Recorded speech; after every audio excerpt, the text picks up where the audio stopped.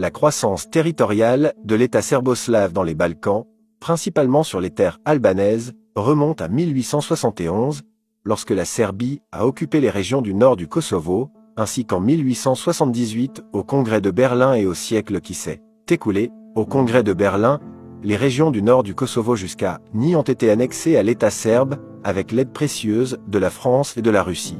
La défaite de la guerre de l'Empire ottoman contre la Russie a incité cet empire à céder de nombreux territoires à l'État serbe. Cela se produit lors de la conférence de paix à Saint-Stéphane.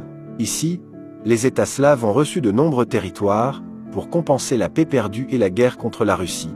Le nord du Kosovo a été annexé à l'État serbe, tandis que Plava et Gusia ont également été annexés au Monténégro, Oti, Grudé, Tivar et Ulkin. Cette occupation fut sanctionnée au Congrès de Berlin en 1878. Toute cette occupation a été pleine de violence et de terreur, de massacres et de génocides. Des mères enceintes ont été massacrées, mais aussi des enfants, des femmes âgées et des civils albanais. Plus de 30 000 Albanais ont été massacrés par la Serbie dans les années 1871-1878.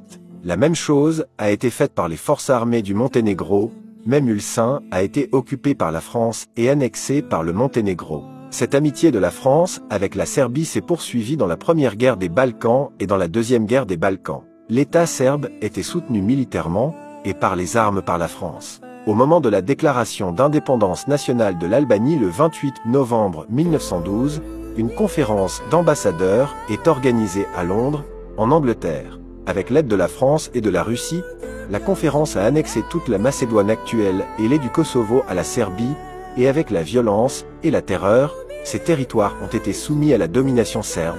Pendant ce temps, Janina et Sameria étaient liés à l'État grec mégalomane. La déclaration du ministre britannique des Affaires étrangères, après la conférence des ambassadeurs, à Londres, est bien connue. Edward Grey a déclaré « Si nous savons combien d'injustices nous avons fait aux Albanais, nous aurons tous honte. » Mais je n'avais pas d'autre choix.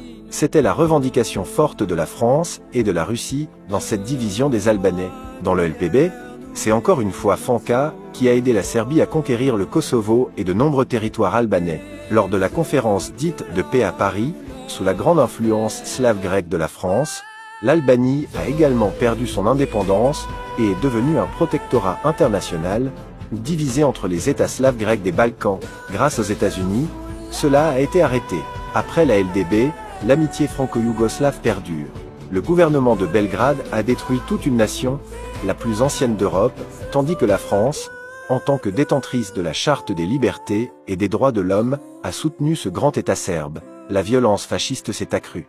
De 1918 à 1999, plus d'1 million d'Albanais ont péri, ont été massacrés par les États serbo-grands et tito-yougoslaves. Mais autant, sinon 2 fois plus, ont été expulsés vers la Turquie.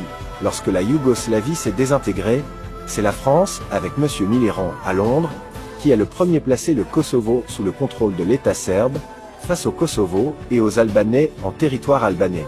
Pour la France, c'était la solution pour que les terres albanaises tombent sous la domination serbe.